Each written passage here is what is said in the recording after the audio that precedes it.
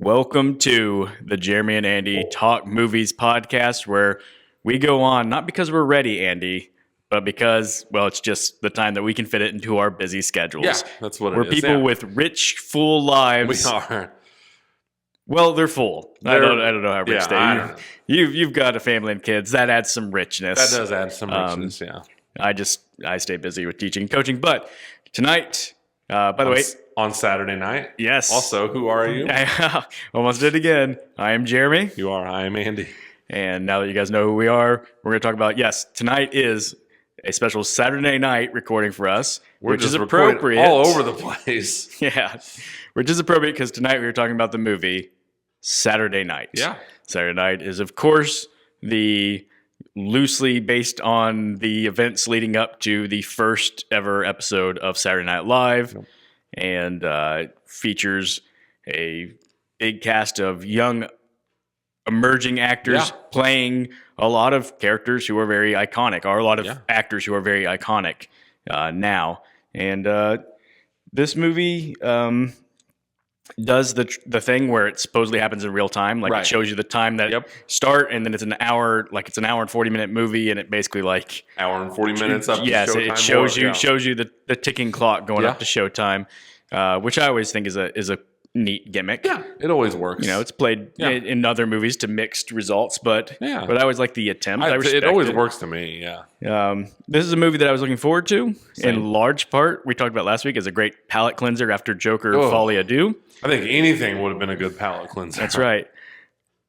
But just to set the stage a little bit here, it doesn't seem like the rest of the world was looking forward to this palate cleanser as much, because really did not open to much business. No, it's weird. It doesn't seem like there's a lot of buzz about it. Now, it did open somewhat small, I think. I don't think it was like an enormous release. So I hope it's a movie that does find its audience. Yeah. What surprised me was it's on Friday, yesterday, on its opening day, it was the 7th highest grossing movie.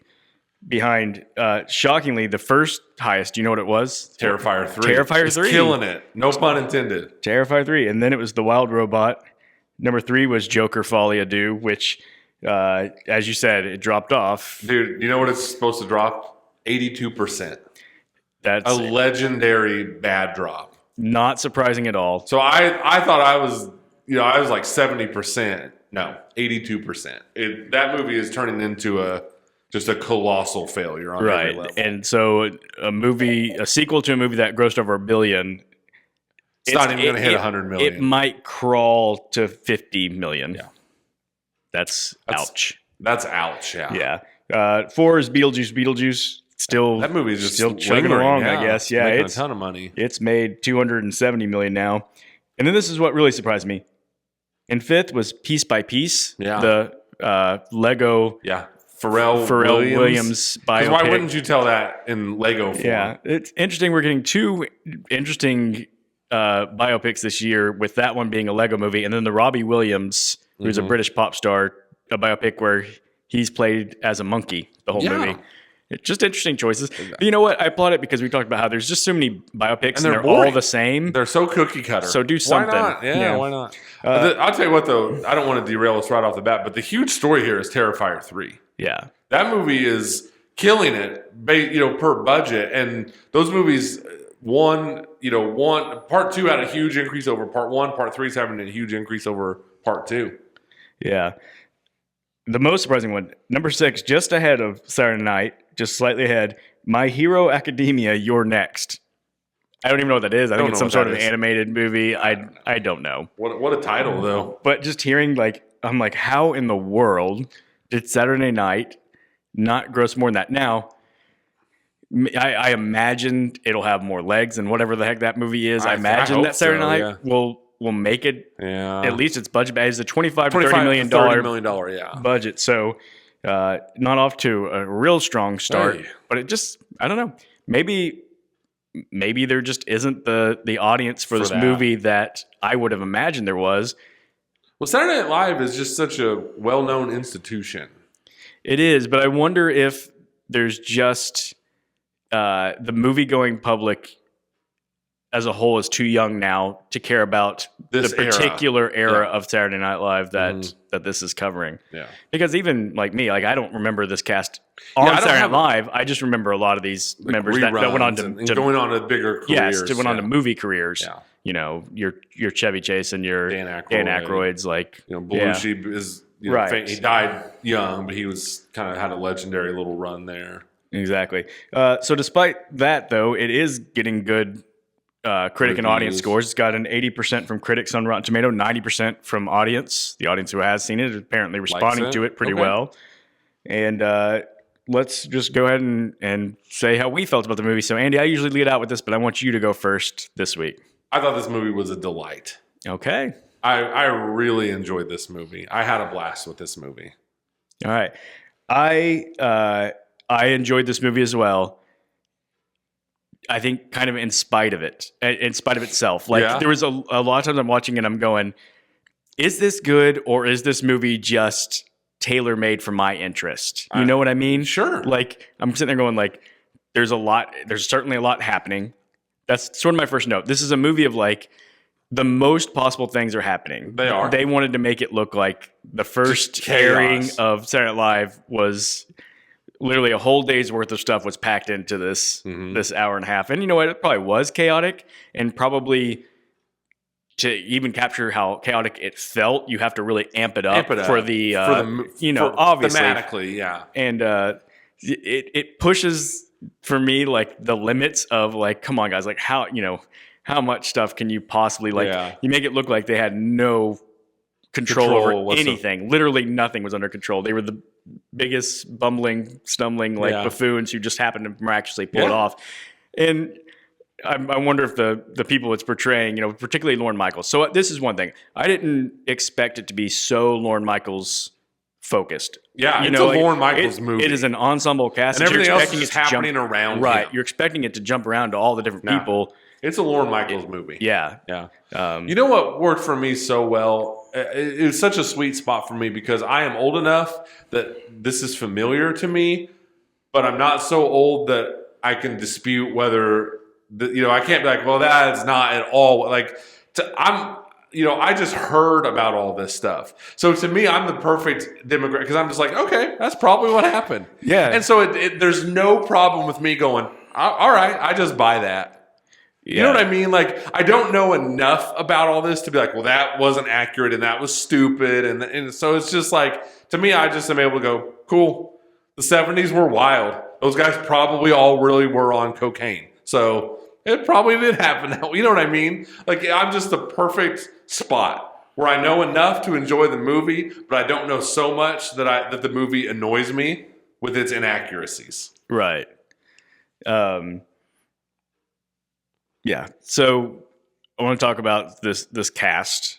I thought they were phenomenal. That's a big part of it. There was a lot of familiar faces, but there was a lot of faces I'm going like, who are they? Like, I've never seen them before. They're really good. I need to go like look up what they've been in. Stroke of genius though, because I think it would have been so distracting to have it's like if you get whoever. I mean, I know they would never do this, but it's like they got like Ryan Gosling to be Chevy Chase. That's so distracting. Yes. Stroke of genius to cast, like you said, like either unknowns or people were like, I think I know that guy from something. That's how I was with the Chevy Chase guy. Yeah. And I finally figured out I was recognizing him from the show Gotham. Because honestly, the parts for me that I liked the least, not even because they were bad in the movie, but were the people who I did know from other things. Seeing J.K. Simmons pop up as I have some J.K. Simmons thoughts on that movie. But just look at it, because I look at him and I go, that's J.K. Simmons. I can't buy him as another guy, even though he's doing some things, playing this other character. So I enjoyed most when we were with the people I didn't really know. That said, the young man who plays Lorne Michaels, I did recognize he's from The Fabelmans. He was from the movie Snack Shack. Yeah. So now he's played young, basically Steven Spielberg, young Lorne Michaels. And you know what? I still think the best performance he's given is in Snack Shack. Amazingly. So he's a guy, his name is Gabriel LaBelle, that I'm looking at and going, man, if we did our buying stock in people now, I'd be like, I am buying so much stock in this guy. He is crushing it. I thought he did a great job in this movie. Yeah. Like whether that's how it happened or not, for the story they were telling, he nailed it. I thought he was so great at balancing just like, he had a lot to do. Because he had to kind of almost be flighty and passive and have this naiveness to him, but somehow still come across as like, but I do have control over this chaos. Yes. And that's a balancing act right there. For sure. And I thought I don't think there was one scene where he went wrong. Where I was like, that was a little choppy, or that was, I just thought he nailed the whole movie. Yeah, that was really good. Again, my favorite parts for him are the parts where he just played off issues, like someone going to me like, hey, I haven't gotten my pages yet. And he's like, oh, that's weird. Like, I'll and he make just sure kind of keeps walking. When he knows good and well, like the pages aren't written. Like, I loved all the stuff with Jim Henson. Yeah. That was great. Or it's like, there's that one scene where he comes around the corner or whatever, right as those guys are testing out that blood cannon for whatever reason. And he's just like, all right. Just like, that's he's good. Like, he does a good job. Yeah. And the movie, for its like story arc, which it's weird to say story arc because again, it's just about the chaos that's happening and kind of just giving you like snippets of all of the like characters and like just kind of showing you what a circus it kind of was. Yeah. But for the first while, you're going like, okay, so much is happening, but at some point, is it gonna make me like emotionally invest in something? Like in all of these types of movies, there has to be a point of like tension where you're going, okay, now I see what I'm sucked into, and you said it exactly right. Like that does emerge as the central conflict of the movie is that the show is supposed to fail, and are they actually even going to get to air? And so through all this, once you've gone through all this chaos, and then you realize that's the big question, you're like, oh, I feel invested now. Like, I can't believe we've gone through all of this, and you're telling me it might not even happen. And of course, what an interesting choice for that to be the central conflict because we know for the world happen. Knowing the result. Yeah, like it's so weird to think that you would be on the edge of your seat at all as an audience, but it does a good job of building the tension. Like how are how do they pull this off? What miracle does happen? And I thought that was a great scene again with the guy playing Lorne Michaels when that guy tells him like they're in the stairwell or whatever, and he's just like, they want you, like he finally just spits it out. He's like, they want you to fail. Did you recognize that young man? No, that actor. That's Philip Seymour Hoffman's son. Oh that my played gosh. in Licorice Pizza. Yeah. And I was looking at him the whole time going, I've recognized something, and I couldn't place it till I looked it up afterwards. You know what happened to me is like 20 minutes into this movie, I just completely turned my brain off from trying to figure out who any of these people were. Because I was sitting there going, okay. And I was like getting so distracted. There were like 12 familiar faces in this movie, but that's cool. Yeah. Yeah. I kind of did the same thing. It was just that I went back afterwards and like I said, had to look it up and see. And a lot of them, like I said, I looked it up and said, oh, they are kind of new to me. I didn't know a lot of these people. So the one that jumped out to me as someone who I didn't know at all was the person who played Lorne Michaels' wife in the movie. Yeah. And I thought she was excellent. Her name is Rachel Sennott or Sennott. I don't know. I'm not going to pronounce that correctly. Right. But I thought she did a great job.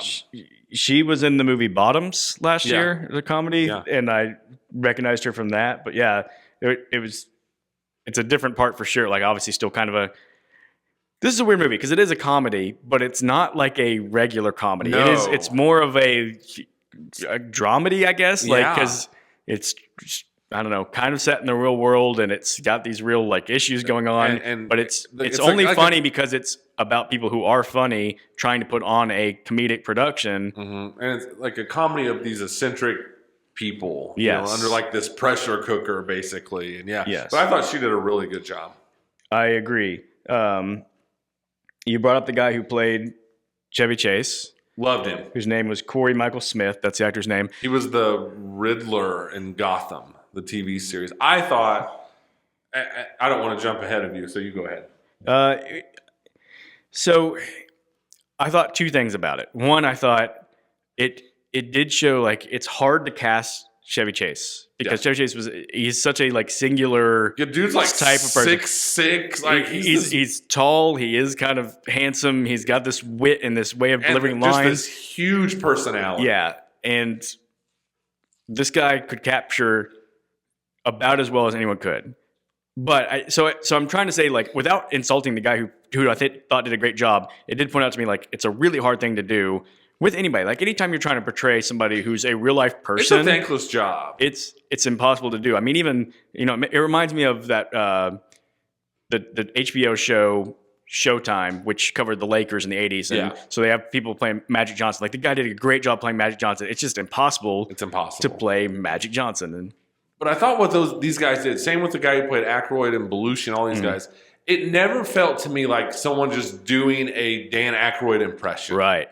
That's what I liked. Yeah. Like they captured their likenesses and their personalities and all these different things, but it didn't veer where you're just like, it's kind of just a crappy Chevy Chase impression. Right. Same with Dan Aykroyd. Same with Gilda Radner. All those people. It's like kudos to them. I thought they handled that really well. Yeah, it didn't ever feel like an SNL skit itself. Exactly.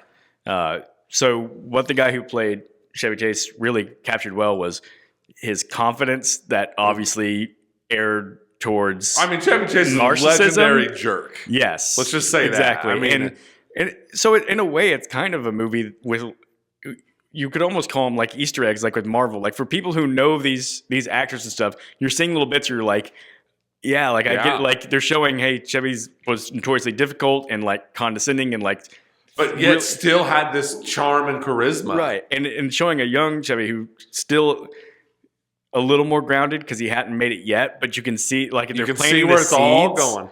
And like you said, they captured too. Like he's a handsome dude. Like they gave him a girlfriend in the movie, and I was like, man, that's a really nice looking actress. Cindy Crawford's daughter. I did research that, and I was like, okay, but it didn't feel out of place at all. Yeah.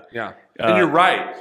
You're right. Sprinkling these little tidbits, and like Aykroyd is kind of famously, he's a strange guy. Like he leans heavily into UFOs and stuff, and there's just. You hear him in the background, and he says something about a UFO, and I clocked that immediately. And I was like, nice. Yeah, but even just him, he's kind of like weird and nerdy, but cool. And it's like that is the weird thing Aykroyd does, where like he's weird and nerdy, but alludes cool. to him having an affair. We're not even really alludes, like they openly talk about it with Lorne Michaels' wife. Well, and that was a really weird thing because I was like, that's the one thing I would not have guessed, did not know if it's real. Is they were like.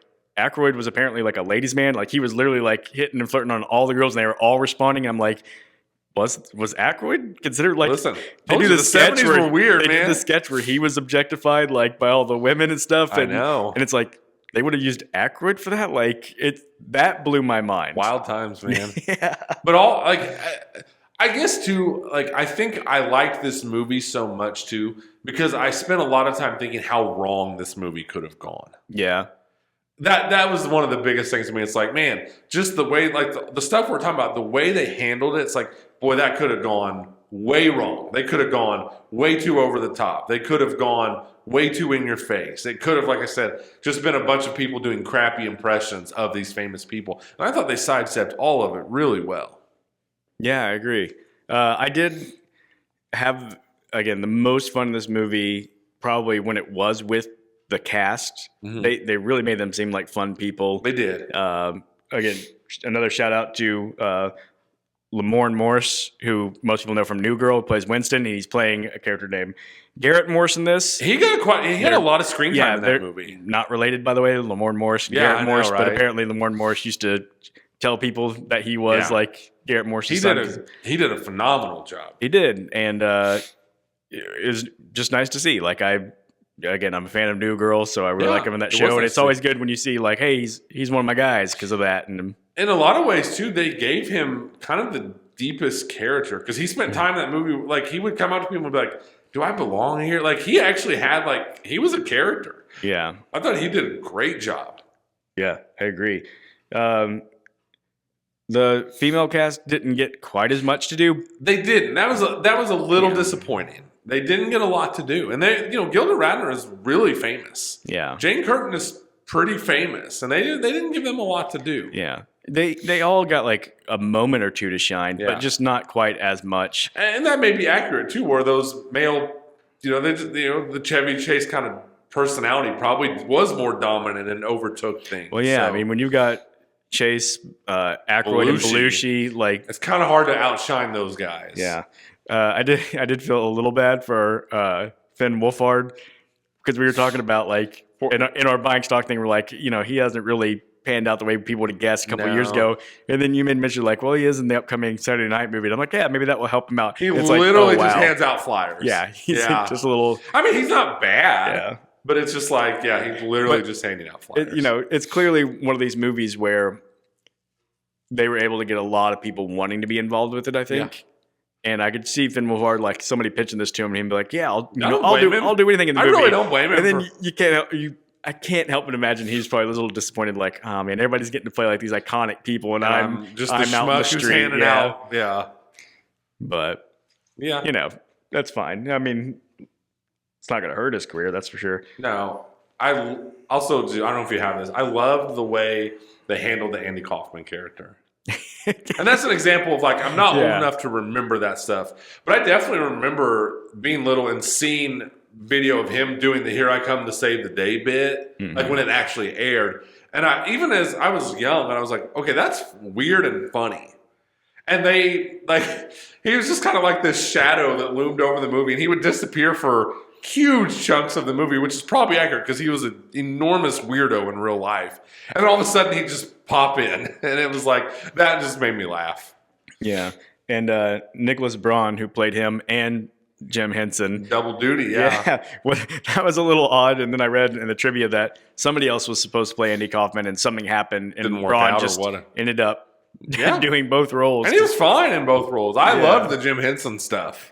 Yeah. I did. I loved like kind of that, just, I mean, kind of bullying, I guess, basically from the cast of Jim Henson. But you don't see it. Jim Henson's just telling Lorne Michaels about it. Has just this unbelievable sweetness and gentleness to him, and just he wants these Muppets to get respect so bad. And that was a great bit throughout the movie, but they didn't overdo it, I didn't feel like. Yeah, that was the thing, is they had so much packed in this movie, they didn't have to everything just kept flowing. It was Benny Safdie that was originally going to play Kaufman. Yep. People remember him from Oppenheimer. Yeah. In the I would have liked to have seen it, but slathers his face in sunscreen at the test. The guy who plays the head writer, I thought, did a great job. Like that was a showy part too. It was a showy part. He got to shine a couple times. Really, when he just let the censor lady just really have it. Yeah. I did keep looking at him going like, I know this isn't Joel McHale, but this looks like Joel McHale in a 70s wig and makeup. But I kept thinking it was James Marsden.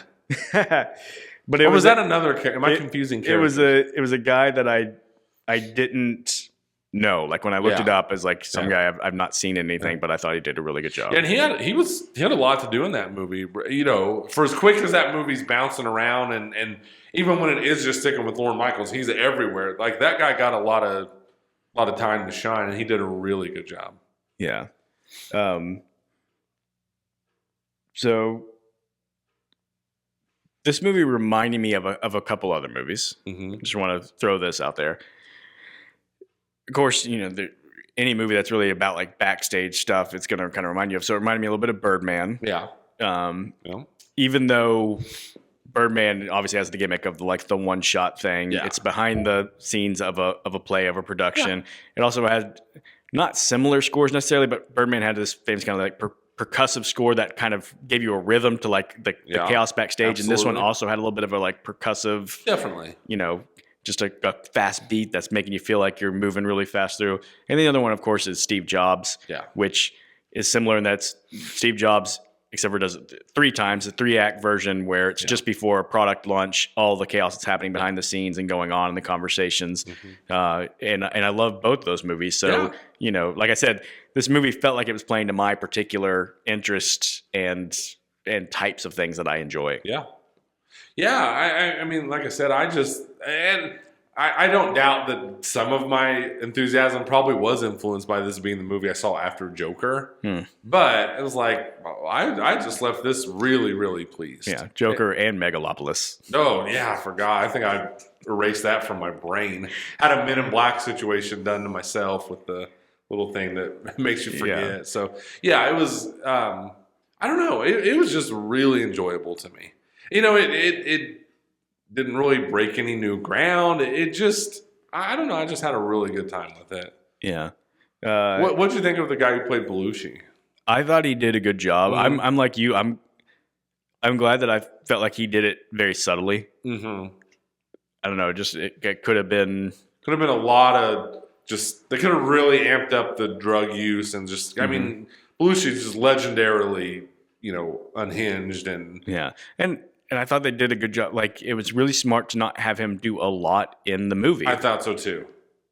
You could tell, like, I mean, the way Lorne Michaels talks about him is sort of all they give you, like, that, hey, he's going to end up being this big thing. They don't show you, like, hey, he dominates the room and everybody's pointing. Like, you just hear Lorne talking about, like, hey, man, you're going to be talked about, like, Chaplin and whoever else he says, like, you're going to be one of the greats.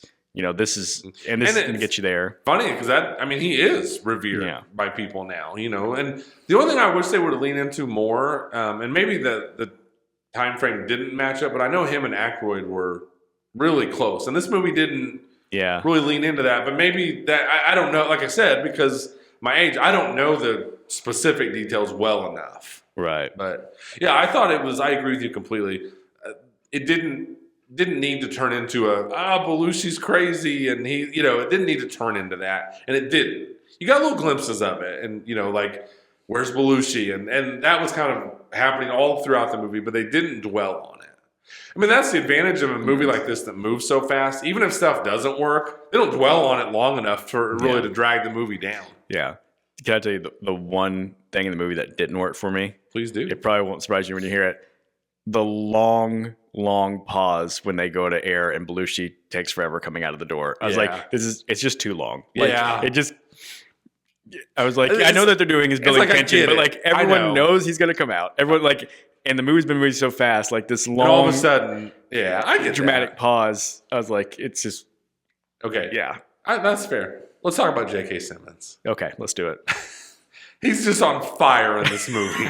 Like, to steal from the rewatchables, just an all-time Dion Waiters performance. Yeah. And that's before he unzips his pants. We'll just say that. He's already on fire. That was a bizarre moment for sure. Talk about something I did not see coming at all. So he's playing Milton Berle, who, again, is a person I know. Right. I don't know anything about it. No. But he is just... He's on fire. He's unhinged. He's unhinged.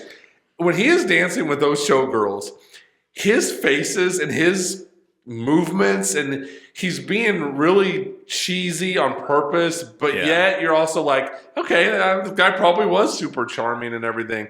Then he has this scene where he unzips his pants, and he goes toe-to-toe with Chevy Chase, and you're like, oh, man. And like I just thought that stuff, like, it's a lot, but I thought it worked. It did. They certainly weren't trying to paint him in a pretty light. No, like they were basically like showing like, hey, this guy who was super famous and like everyone called him Uncle. What they call him, like Uncle Milty or something like that. Because he's such a family jerk. Entertainment. Yeah, he is just the worst. The worst. And they some stuff happens. Yeah. And they kind of show you and kind of don't, and we don't have to dwell on that, but you're just like, whoa!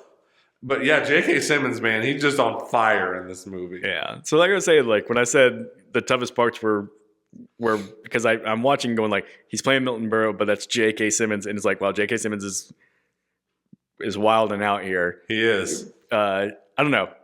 So I'm definitely not saying like I wish it had been somebody other than J.K. Simmons, but what do you have? Probably 5 minutes of screen time, but it is a maximized 5 minutes of screen time. And you can tell J.K. Simmons is like, oh yeah, like everyone just clear out the room for a minute and let me cook. Yeah. Yeah. As the rewatchables would say, like I said, just an all-time Dion Waiters, plays 5 minutes, throws up like 8 half-court shots, whether they go in or not. But it's also one of those things where I could see like on future watches, and I say on future watches, I'm doing it now, but watching a scene like that where he goes, him and Chevy Chase go back and forth with each other, and it's kind of the old guard versus the new rising guy, and you could say like it's interesting commentary. Like obviously a lot of this is probably made up. That confrontation probably never happened. Didn't happen. But it's in the movies world.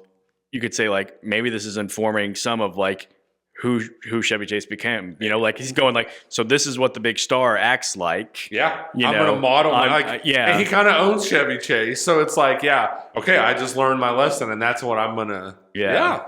I don't know. I just thought whether it happened, didn't happen. Those two guys were cooking in that scene, and then the girl was really funny. Her eyes kept glancing. We'll just say, and it was like, again. It was funny. It wasn't overdone. Like, I don't know. Just they struck a lot of nice balances in this movie. Yeah. Yeah. There is so much in this movie. It's so hard. Like, we obviously don't want to touch on everything. No. People need to see it. But, you know, as I was sitting here talking, I'm going like, okay, then there's even a storyline with a guy playing Billy Crystal who doesn't even make it onto the show. I know. And that was good, too. That stuff worked to me. What I love about this movie is it's this, like, hectic, chaotic movie about like the biggest comedy show in, you know, history probably, and yet like some of the best moments are these small moments where the guy playing Bill Crystal gives a girl a bowl of chips and says, "Hey, you know, squeeze it on every step," and he's doing this act and squeezing. It's like it's this really charming little bit, is. And you're going like, this is what makes the movie work. It's got these little charming things amidst all the chaos, and the little things don't have to be big things. They don't, and that's the thing too. Like, I loved all these just small subplots of, you know, throughout the whole movie, even though it doesn't amount to a lot of screen time. It's Billy Crystal and his partner, and I don't even know who that. I should look into that more. But it's like, okay, I need 5 minutes from my act. That's their big thing. Then they finally go, okay, I can do 4. You can tell they don't like it, but then Lorne Michaels like 2, and I thought that stuff worked so well when the Lorne Michaels character needed to put his foot down, he did. Mm-hmm. And that's what I mean when he struck this nice balance of like this kid who's in way over his head, but then you would get these moments where he stands right up to Billy Crystal. He's like, "No, you have 2 minutes. Can you do it? Yes or no?" And then he looks at the girl. Can you do it? And she kind of stabs Billy Crystal in the back almost. Yeah, because he had said like we have to draw a line together. We have to say no less than 4. She just completely. So. This is just a fascinating look. And, you know, you think like that probably was that kind of stuff, maybe not that word for word, but kind of that cutthroat, like, because you look at that time and it's just a who's who of these comedians. Mm-hmm. And it probably was cutthroat. Yeah. And so, like, that all felt natural to me of her just being like, yeah, okay, if you'll give me 2 minutes, I'll do 2 minutes. Yeah.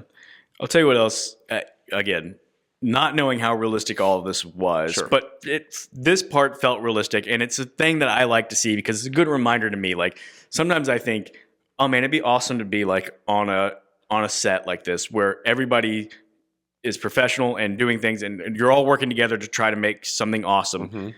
And that's not always the case. And what this was showing is there was a lot of people there who were hired but didn't believe in it. Mm-hmm. You know, so you've got like these crew members. There's a whole subplot where a guy's trying to cover the stage in brick, and there's a bunch of guys sitting around. They're like, "I'm not going to help. We don't get paid to do this." Yes, so they're just watching them like struggle to get it done on time. Yeah, and that worked. I thought too. And then, you know, the lighting issues where the people are like, there's so many people working on the show going, I don't get what we're even doing. So like people wanting to quit, people not wanting to work hard for it, and Lorne Michaels is trying to keep it all held together. And I'm going like, you know what? Thank you for showing me that even at the top levels of like television, there's still all kinds of crazy madness and BS to deal with. Yeah. You know, and Lorne Michaels has to enter that room full of like the executives. And I thought that was really funny. He opens that door and just immediately, instantly closes it. That worked so well, I thought. And then that gives, going back to the guy who played Chevy Chase, he gets to shine. Mm-hmm. He does. I thought the actor, doing that, handled that. Like, I thought that was so well done where he gets that mic and he tells jokes that sound very Chevy Chase. I think that's what I've been trying to grab is there's so many jokes where what they didn't do is say, hey, let's make sure we play the greatest hits of these famous actors. Right. Where they say all their lines. You don't see Chevy Chase tell like jokes that Shark. sound like the characters where you go like, I bet that's how they were because it sounds like them, but it isn't anything I've heard them say before. Exactly. And they just shine with the way they wrote that Chevy Chase character because his jokes do make him sound like a jerk. But you're also like, that's pretty funny. But he's like that kind of cool jerk you kind of want to hang with. Yes. They just captured that so well. Yeah. And like I said, once again, kudos to that guy who played Chevy Chase. Yeah. Just thought he did a great job. Yeah.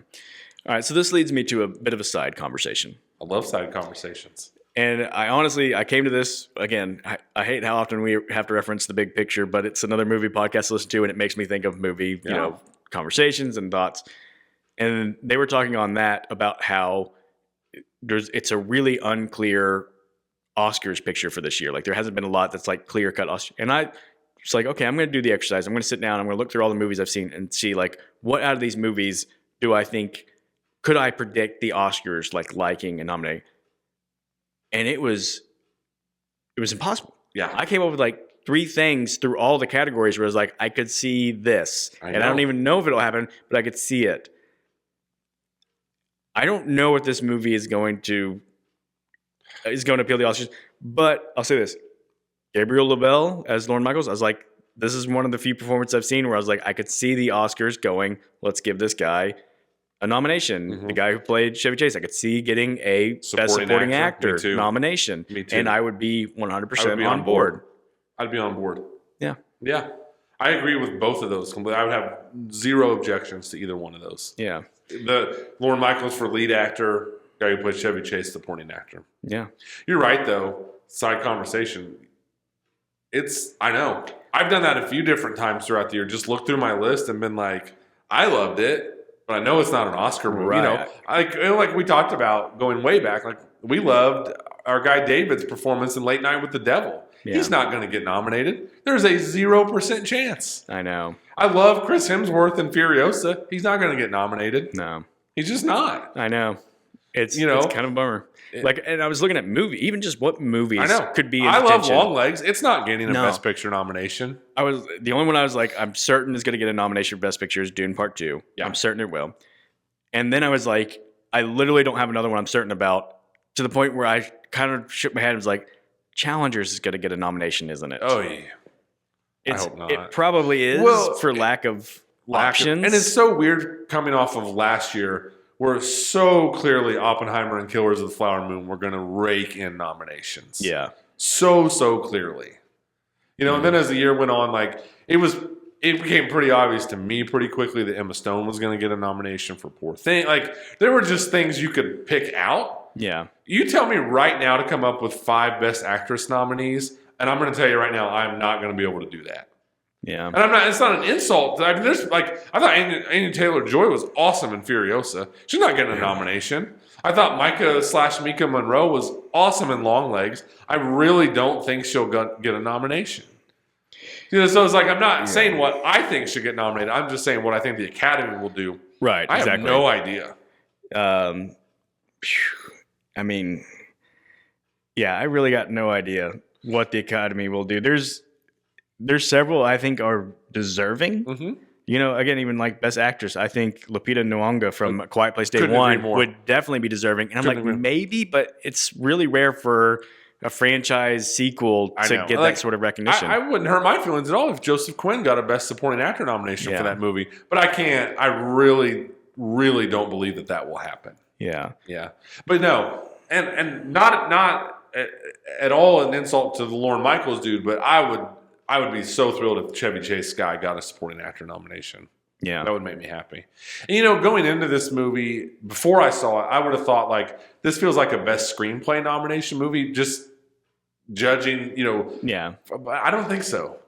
Because it's not – it's more just about the forward momentum of the story, not really like this razor-sharp dialogue to me. Right. So I don't know that it will. Yeah, I mean, the Academy does like Jason Reitman. Yeah, and it might just, again, it's an issue of, well, then who? Who are there going to be the 5? So I know. And I know we're saying this early, and really Oscars season isn't November, even December, really on us. Yeah. So, again, thinking back to last year, so many of the movies that were nominated were late in the year, so that could still very well happen. But it was, like I said, the big difference is just like last year, there was like Oppenheimer and Killers of the Flower Moon had already come out by this time. Those were not hot takes either. To be like, these 2 movies are going to dominate the Oscar nominations. Yeah. So, it's so nice after the last couple weeks of Megapolis and Folie à Deux and stuff to just be able to talk about a movie like, you know what, I just really liked this movie. Yeah. Also, when I went to see this movie, 0 previews. Weird. I was like, 7:30 movie. That movie started at 7:30. Wow. I don't know. That sounds magical. It was the icing on the cake. Before I even had the cake, I was just like, okay, like that movie's what, hour and like 47 minutes or something. Yeah. The movie started at 7:30. I was back home by like a little before 10. Wow. Yeah. I would be totally fine if theaters would give you a no trailer option for your movies. Oh, that'd be wonderful. That would be incredible. Yeah. Yeah. That made me so happy that there were no trailers. I don't know if it was a mistake. I don't know what happened, but no trailers. Yeah. I mean, it's one of those things where it's like, how could we do this? How could we come together as a nation and say, movie theaters, you've got to cut down on trailers? Do not need 30 minutes. I mean, we're obviously movie nerds. We have a movie podcast, and we're both sitting there going, I don't want these trailers or need these trailers. Yeah. I don't need 30 minutes trailers. I don't need like 4 different AMC specific, little clips. I don't need Nicole Kidman telling me to go to the movies. I know Nicole Kidman. I'm at the movies. I don't need to see a preview for Wicked and then an AMC thing where it's all about like silence your phone and be a good neighbor, and it's got clips of Wicked to follow every thing, and I'm like, I've got enough of that. Like, let's move now, what movie. I do need is more of like Tom Cruise, like before Top Gun Maverick, doing a really weird, awkward, like, thank you for coming to this movie. Give me that all day long. Yeah. Because that was just weird. But yeah, I don't need this other stuff. Yeah. Like I made the joke on her before, like, thanks for the reminder, Nicole Kidman, who only does prestige TV now. And she's telling me to go to the movies because they're magical. Right. Anyway. What was your theater like? I had like 8. I saw this movie by myself. I think there was like probably 5 to 7 other people in there with me. Yeah, there was. But I also saw it on a Thursday night. Right, and I saw it on Friday at a 1:45 in the afternoon showing. There was maybe 10 people in the theater and all scattered throughout the theater, so it felt very empty. But going back to before we said what we thought about this movie, I kind of tipped my hat a little bit. I really hope this movie finds its audience. Yeah. And I just wonder if like that generation who are all for Chevy Chase and all them, are they too old? Are they not going to? I don't know. I just don't know. Because it's like Jason Reitman's name carries a little bit of weight. I mean, he's done some very well received movies that, and everything. And I don't know. I hope this finds an audience. Yeah, I do too. They were all at Terrifier 3, apparently. It's... As we've said on it many times. It's October. It's horror movie month. Hey, I'm going to see it in 2 days, so 3 days. So yeah, we'll look forward to hearing your thoughts on that. Yeah. Next week. Maybe that'll be like, here's the clear-cut Oscar. There it is. Here are the Oscars right here. Terrifier 3. Yep. Everything else is just playing for second. Yeah. I did see another movie this week. I just wanted to briefly shout out. It's on Netflix. It's called What's Inside, or It's What's Inside. Yeah. It's a movie that I really didn't know anything about. I was just like, it was one of those nights I wanted to watch a movie, pull up Netflix, go to what's the top 10 movies right now, or is there anything new that's on there? And I was like, let's give it a shot. I don't know if you've heard of this movie. No, really. I really enjoyed going in not knowing anything, and I'm not going to allow you the same privilege because now I'm going to tell you a little bit about what it's about. It's even hard to describe what it is because it's, going back to our conversation, it's a strange movie. It's a hard movie to describe. Listened to an interview with the filmmaker on The Big Picture, and he talked about like the difficulty he had, people saying like this is hard to describe, it's hard to pitch, but it's kind of a reunion before a wedding. These friends from college getting together, and one of them, who was kind of a little bit nerdier but smart guy, shows up. They haven't seen him since he got expelled from the college after an incident, and he's got a suitcase. And they're all, "What's the suitcase?" We play games. Okay, I've heard about this. The suitcase, and he's like, "It's a game that we play. It's kind of like the game Mafia, or some people call it Werewolf or something. Where you've had to figure out who's who." Well, he hooks everybody up to this machine, and he crosses some wires, and it puts you in a different person's body. And then the game is you have to figure out who's in whose body. And so they do it a couple times, but it's, of course, all there's interpersonal dynamics and different things that come up when they're in different people's bodies, and then a big incident happens, and it's it's just such a unique idea and story, and the way it played Sounds out. like a movie I would like, honestly. It's not even something just happened to the camera. SD card full. Replace SD card. That's not good. No? Shoot. I hope it's still going to record and it's just like a warning and didn't just stop. We'll see. Maybe the episode will just end early. I don't know. It's still just saying that. So if that, it's not going away to show me whether it's still recording or not. Crap. Anyways, we'll just keep going, and Okay. maybe this will be in it. Maybe it won't. I don't know. Sorry, people. Technical difficulties. Sure. But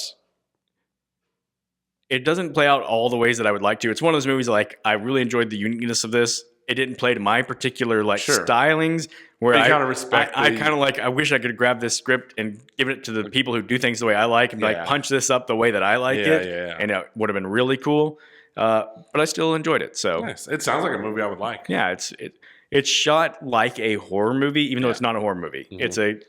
It's a comedy. It's like a dark comedy. Yeah. Is more of like what it is, shot like a horror movie. Okay. That seems to be a genre that's kind of emerging. There was that one, like Pete Davidson was in it. It was like bodies. Yeah, and I never saw that one. Yeah, it's kind of like that, like a comedy with some horror elements, and yeah, I wonder if that's like a new genre that's emerging. Yeah. Yeah, I don't know. I did not see any other movies this week. Yeah, that was it for me. I just saw Saturday Night. I thought about going to see more movies, and the other new movies this week They just weren't. I mean, like maybe I'll eventually see the piece by piece Lego Pharrell Williams movie. Yeah, I don't really have any interest in The Apprentice. I don't either. I as I've said on here before, I'm down on these biopics. I have a hard time, and I'm not political. I've said it on here before. I have a hard time believing where it's not just an all-out assault on Trump. Yeah, And I just don't. I don't. It kind of feels like I that's don't care. I don't want to watch that. what they want. Yeah, Yeah, I don't need it. I'm not the audience for that movie at all. Right. I'm just not. Yeah. Next week, there's not really like a big release. No. I would imagine maybe Smile 2, I think, comes out next week, and It's that either might be next week, something it's- you're into, but I think my kids. I think Katie wants to see it, so I'll probably see it. yeah. And maybe we can talk about those things, but also like maybe that's just a good week for us to do our 1999 movies It is. revisit. But can I be honest with you? I haven't selected my movie yet. Have you not? I have not. All right. So, have you? I have. Are you going to tell us? I'll go ahead and tell it. Okay. I've been saving this one for October. I don't know if it's, I don't know how I'm going to feel about it. I really enjoyed this movie when it came out. We talked about it before that I'm not a fan of this director's filmography. I want us to rewatch Sleepy Hollow, the Tim Burton, Johnny Depp movie. Yeah. Challenge accepted. Yeah. I probably haven't watched it in, I mean, it hasn't been the 25 years since it came out, but it's probably been closer to 20. I bet I'm pushing 15 to 20. Yeah. Okay. And mine will just be a surprise. I mean, I'll tell you. Right. Yes. Obviously. Yeah. But yeah. Maybe we'll post on social media, be like, hey, Yeah. here's Andy's Yeah. pick if you guys want to. And that's on me. But I mean, I've thought about it. I just Yeah. haven't landed. Well, and I didn't give you a heads up like, hey, we need to No, make our that's okay. picks. I knew tonight, it was so- coming. I knew yeah. it was coming. So Yeah. So next week we will and do that. You know, it could just be that nobody ever sees this. That's true. Particularly, I mean, they might hear it, That's true. but yeah, because it still just says SD card full. Oh gosh. This That's is on like me. this is like this is how Lorne Michaels felt Yeah. that in preparation for that episode of Saturday Night Live. Yeah, as things just got chaotic. They did.